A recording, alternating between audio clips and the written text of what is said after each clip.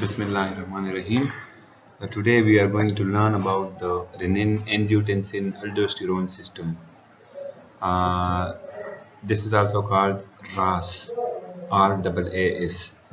This is a hormonal system which is responsible for the regulation of blood pressure through kidney, that is called RAS, or renin angiotensin aldosterone system.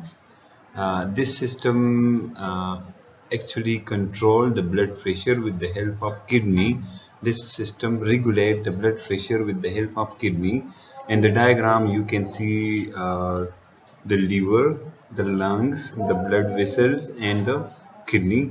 So the major role of this system is controlled with the help of kidney.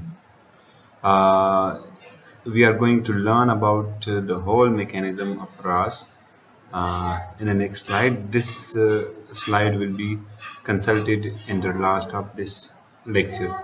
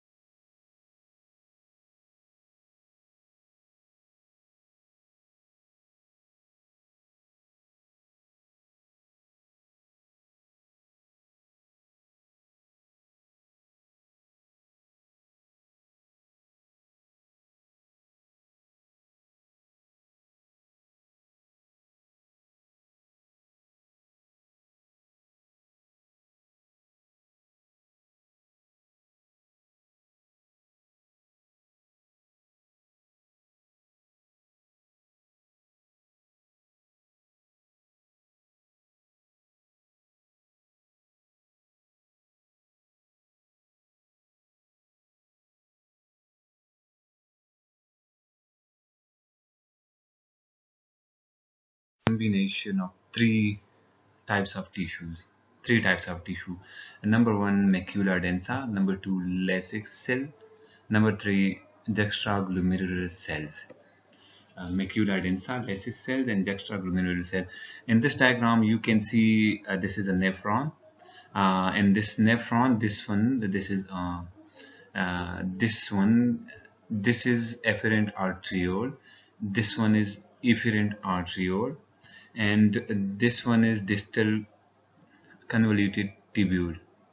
So you can see that the distal convoluted tubule is goes in between the afferent and efferent arteriole, and that is in close contact with the afferent arteriole. So the area where this is in contact with the afferent arteriole, this area is represented in this magnified diagram. In this diagram, you can see this one is afferent arteriole and this one is efferent arteriole. This is and this is distal convoluted tubule. So in this diagram, these three types of cells are there, three types of tissues are there. One type of tissue is this one. This is macula densa. This is the modified form of distal convoluted tubule. In the distal convoluted tubule, one side of the tubule contain special type of cells that is called macula densa. We are going to learn about in the next step in detail about macula densa. And the second one is Lasix cell. These are Lasix cell. These are the blue color. These are Lasix cell, and the red color. These cells are called juxtaglomerular cell. So the combination of these three types of cells, the combination of macula densa, Lasix cell, and juxtaglomerular cell is called what? Is called juxtaglomerular apparatus. So now in detail, first of all, macula densa. As the definition indicate, the macula densa is the collection of specialized epithelial cells in the distal convoluted tubule that detect sodium concentration of the fluid in the tubule. Okay, you can see this is the distal convoluted tubule. This one is distal convoluted tubule. As over here you can see this is this part. This part is represented over here as distal convoluted tubule, and over here this is also represented as distal convoluted tubule. But this side, the side which is in front of the afferent arteriole, is very dense, contain large number of cells, not just like this one, not this side. This side contain large number of cells that is very densely packed. These cells are very densely packed, that is why this is called macula densa. So this macula densa, normally macula means part. Macula means part and densa means dense. So if you see this through SEM microscope or electron microscope, you will see this as a dense part. You will see in the distal convoluted tubule a dense part, and that dense part will represent the macula densa. Okay, so this macula densa is this tissue is actually sodium loving tissue. This tissue is responsible for the detection of sodium concentration, for the absorption and detection of sodium concentration. This is also responsible for the absorption of sodium. This is also responsible for the detection of concentration of sodium in the distal convoluted tubule. If the concentration of sodium in the distal convoluted tubule is going to fluctuate, are fluctuating, are decreasing, so this macula densa will sense that decrease in the concentration of sodium, and that will pass the signal towards the juxtaglomerular cells. These are the juxtaglomerular cells. And the next diagram, the next one is Lasse's cell. Lasse's cells are also called mesangial cell. Mesangial cell, but there are two types of mesangial cells in the nephron. There are two types of mesangial cell. One is called the extramesangial cell. The other one is called intramesangial cell. The Lasse's cells are actually the extramesangial cell, not the intramesangial cell. In this diagram, the cells which are represented in blue color, all of these are mesangial cell. All of these are mesangial cell. Now, while these mesangial cells are called, these are extramesangial cells, and these extramesangial cells are actually the Lasse's cells. These are the Lasse's cells. Okay, these are called mesangial cells. Mesangial is the word derived from two word, the acronym of two word, that is meso and angial. Meso mean in the middle or in between, and angial mean vessels. So the tissue which is in between or this type of cell which is in between the blood vessels, that is called mesangial cells. These mesangial cells, these are mesangial cells, these are also mesangial cell, and these are also mesangial cell, but the extramesangial cells are called Lasse's cell. This extramesangial cells are responsible, and this is the part of juxtaglomerular apparatus, while these cells are not the part of the intramesangial cells are not the part of juxtaglomerular apparatus. The Lasse's cells are these cells. These are the Lasse's cells. The actual function of Lasse's cells are still to be discovered, but we are going to discuss some of the function which has been reported for the Lasse's cells later. This is also responsible for the secretion of a small amount of renin, the mesangial cell, but these mesangial cells secrete the collagen. These mesangial cells secrete collagen, and these do not allow any fluid to leak out from this area. This do not allow any fluid to leak out from this area.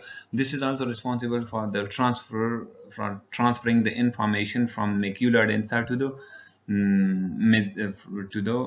juxtaglomerular cells. Okay, the next one. These are the juxtaglomerular cells. The next one is juxtaglomerular. The juxtaglomerular cells are actually very important cells. among the juxtaglomerular apparatus, the juxtaglomerular cells are very important because these are made up of, these are smooth muscular cells in the kidney that synthesize, store, and secrete the enzyme renin. Uh, Renin, which where we will hear about the renin time and again in the whole pharmacology in the and as well as the physiology. Very important hormone, the renin. Renin is a hormone as well as an enzyme also. Mm. So the these are the juxtaglomerular cells. These are the juxtaglomerular cells.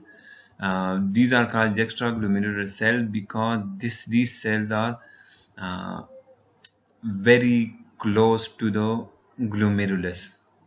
The cells are cells are very close to the glomerulus. That is why these are called juxtaglomerular cells. These are also called granular cells because these cells contain small granules.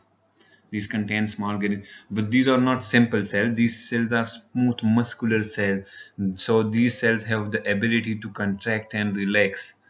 These cells have, just like muscle cell, just like smooth muscle, these cells have ability to contract and relax, and these cells are responsible for the secretion of renin. Also, these synthesize the renin inside, and when the renin is needed to be secreted, they secrete the renin into the blood directly. So this secretion is directly into the blood, so that is why this is hormone. And this is also an enzyme because this hormone, or this renin, is responsible for the conversion of angiotensinogen into angiotensin. In this diagram, you can see these are the extramesangial cells. These cells are actually Lace's cells. This side of the distal convoluted tubule is very densely packed cell. These are macula densa, and this is juxtaglomerular cell. These are you can see intramesangial cell. These are intramesangial cell.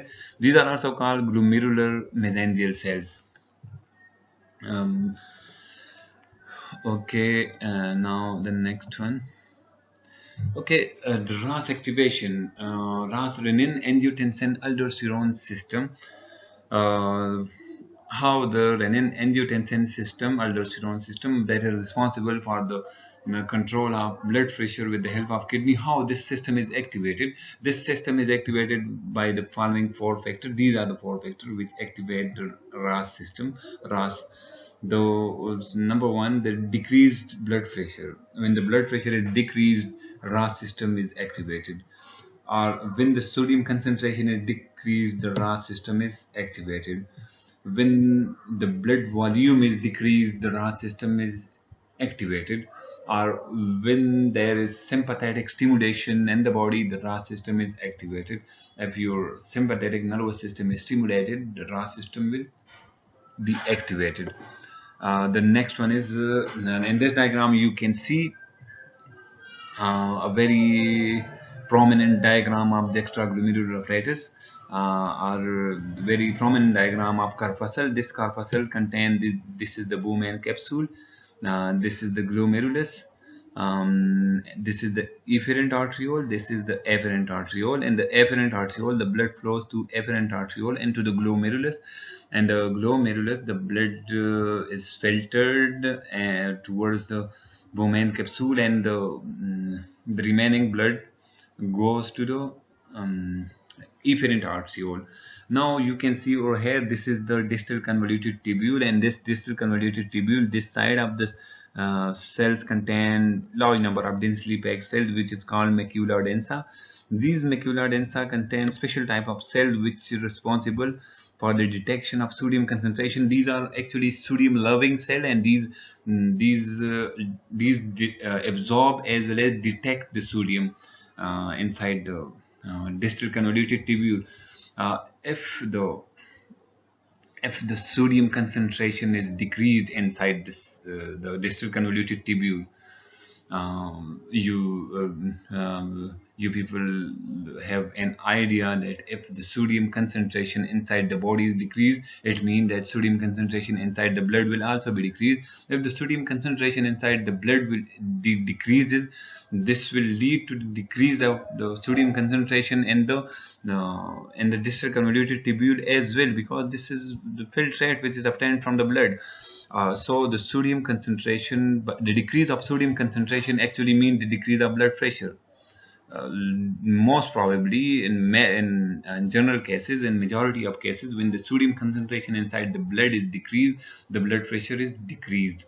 So if the sodium concentration is decreased, these cells detect spontaneously, these cells detect the sodium concentration, and this detection of sodium concentration, the less sodium concentration is, these signals are transferred through Lasse's cells towards the juxtaglomerular cells. So the juxtaglomerular cell, what will the juxtaglomerular cell? By the juxtaglomerular cell will be activated. The juxtaglomerular cells will be activated. How these will be activated? By the transfer of signal from the macula densa toward the juxtaglomerular cell. By the activation of juxtaglomerular cell will secrete the renin hormone into the blood. The renin hormone will be secreted into the blood vessel by the juxtaglomerular cell. So this renin is responsible for the increase of blood pressure. Now, later on, we will learn about how the renin will raise the blood pressure inside the blood vessels. But now you have learned that the renin is secreted indirectly by the macula densa and directly by the juxtaglomerular cell by the fall of sodium concentration. Now, if we goes directly to these juxtaglomerular cell, you can see the neuronal ending over here. The neuronal ending, what would the neuronal ending do? These neuronal ending sense actually these neuronal ending are within the juxtaglomerular cells, and these juxtaglomerular cells, where these narrow ending are called stretch receptor. These are called stretch receptor because these cells detect the stretching of the blood vessel. These detect the stretching and the relaxation and contraction of blood vessel. So if the blood amount in the blood vessel is decreased, if the amount of blood in the blood vessel is decreased, or the volume of blood in the blood vessel is decreased, if the volume is decreased, then there will be low pressure inside this afferent arteriole. If there is low pressure inside the afferent arteriole, these stretch receptors or nerve ending will be stimulated, and these stretch receptor or nerve ending will do what will it do? It will lead to the secretion of renin directly into the blood vessel. So this is the second factor for the secretion of renin. The third factor which is responsible for the secretion of renin is also this nerve ending. This nerve ending comes from the thoracolumbar region, and which is activated by the activation of sympathetic nervous system. And when this nerve endings stimulate these cells, this lead to the secretion of renin. And this, when the renin is secreted over here, what will it do? It will goes to the blood. It will goes to the blood, and inside the blood there are large amount of angiotensinogen. Inside the blood there will be large amount of angiotensinogen. Angiotensinogen is uh, actually protein which is made up of 10 amino acids. Angiotensinogen is a protein which is made up of 10 amino acids, and that is synthesized inside the liver.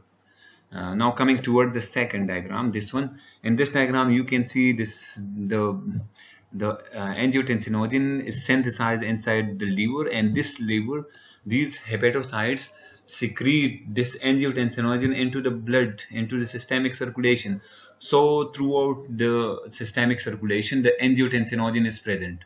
So this angiotensinogen combined with renin. Actually the renin is firstly secreted in the form of prorenin. The renin is firstly secreted as renin, and that renin is converted into renin inside the inside these this afferent arteriole. The renin is converted into prorenin inside this afferent arteriole, because this afferent arteriole contain specific type of receptor with which this renin combine, and that with which the prorenin combine, and that prorenin is converted into renin, and that renin then combine with the angiotensinogen. That angiotensinogen is present throughout the systemic circulation, and that angiotensinogen is combined with the renin and by lock and key mechanism, and that angiotensinogen is converted into angiotensin 1, and that angiotensin 1 goes through the systemic circulation, and eventually it reaches the alveolar area. It reaches to the micro circulation of the lungs, and endothelial cells of the lungs contain large amount of uh, angiotensin converting enzyme, a special type of enzyme that is called um, angiotensin converting enzyme. This angiotensin converting enzyme is present as well as in the kidney also, but in the large amount this is present in the endothelial cells of the or in the capillaries of the lungs, and that is responsible for the conversion of angiotensin 1 into angiotensin 2. This angiotensin 2 is octapeptide. This is decapeptide, and this is octapeptide, from which two amino acid is eliminated with the help of this AC, angiotensin converting enzyme. This is the active enzyme is angiotensin 2. This angiotensin 2 is very important enzyme. This the renin, angiotensin, aldosterone system, the name as indicate that the renin is responsible for the raise of blood pressure, but renin is not directly involved in the raise of blood pressure. This angiotensin 2 is responsible for the raise of blood pressure. This angiotensin 2, what will it do? It combine with the receptor, angiotensin 2 receptor, which are present throughout all the endothelium are throughout the blood vessels, and the vein, arteries, arteriole, venules, capillaries, all over the blood vessel contain angiotensin 2, and that angiotensin 2 receptor, that angiotensin 2 receptor, this angiotensin 2 combined with angiotensin 2 receptor and the blood vessel, which contract the blood vessel. This contraction of blood vessel raise to increase our blood pressure, raise to increase our blood pressure. So this is one mechanism, the arteriolar constriction. The second mechanism is this angiotensin 2 goes to the adrenal cortex. Adrenal cortex is the part of adrenal gland which is present above the kidney, and that adrenal cortex contain the two main parts. That adrenal gland contain main two parts, the adrenal cortex and adrenal medulla. First of all, it combined with the first layer, that is um, the first layer of adrenal cortex, it combined with the receptor on the first layer of adrenal cortex, and which lead to the secretion of aldosterone, that first layer is called zona glomerulosa. It combined with the receptor in the zona glomerulosa, which leads to the secretion of aldosterone. Zona glomerulosa is responsible for the secretion of aldosterone. So this aldosterone is secreted inside the blood vessels. This aldosterone goes to the kidney, and this aldosterone act on this area. I'm going to depict it on distal convoluted tubule. This aldosterone act on distal convoluted tubule as well as on the collecting duct. There is no nephron shape over here, but this aldosterone.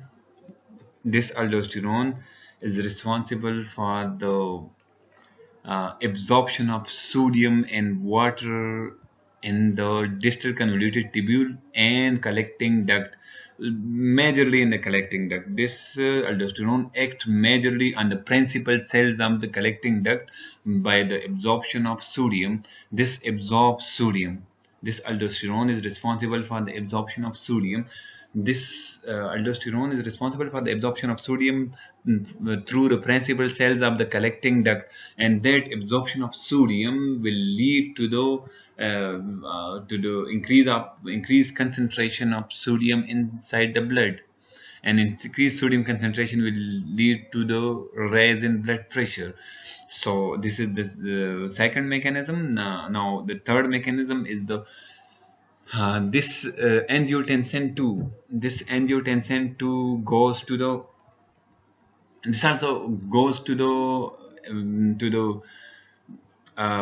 medulla of the adrenal gland, that is called adrenal medulla, and that adrenal medulla is responsible for the secretion of epinephrine and norepinephrine, and that neurotransmitter, sympathetic neurotransmitter, that adrenal medulla is responsible for the secretion of sympathetic neurotransmitter, and that sympathetic neurotransmitter is secreted directly into the blood, and that adrenaline or noradrenaline or epinephrine or norepinephrine will goes to each and every neuron, and it will activate the sympathetic nervous system, and it will also directly combine with the beta receptor inside the heart, and it will raise the cardiac, it will raise the heart rate. It will also lead to the constriction of blood vessel by combining with the alpha 1 receptor of the blood vessel. So by combining with the alpha 1 receptor of blood vessel, the blood vessel will be contracted. By combining with the beta receptor of the heart, the heart rate will be increased. So this will lead to the increase of blood pressure. This is the another mechanism. So all of these are the various mechanisms for the raise up, for the increase of blood pressure. In this diagram you can see over here that if the blood pressure is dropped, the blood volume is dropped, renin will be secreted from the kidney, and you have learned how the renin will be secreted. The renin will be secreted either by the through the juxtaglomerular apparatus by the macula densa indirectly, or this renin will be secreted by directly sensing the fall in blood pressure by the juxtaglomerular cell. So this release of the renin by the kidney or the juxtaglomerular cell will do what? It will convert the angiotensinogen to angiotensin 1, and this angiotensin 1 will be converted to angiotensin 2 by the angiotensin converting enzyme that is released by the lungs. The angiotensin 2 is the active form of the angiotensinogen, and this angiotensin 2 will do what? It will act on the adrenal gland to secrete the aldosterone. It will act on the zona glomerulosa of the adrenal cortex to secrete the aldosterone, and that aldosterone will stimulate the absorption of sodium and water inside the collecting duct of the kidney, or inside the principal cells of the collecting duct of the kidney or nephron.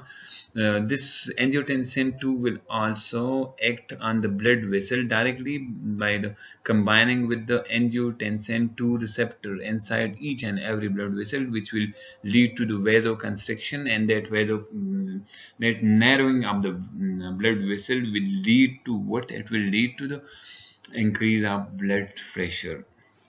So this aldosterone, the aldosterone which is secreted by this one by the angiotensin 2, this aldosterone also goes to the, this is very highly lipid soluble, this will also goes to central nervous system, and inside the central nervous system it will go then combine with the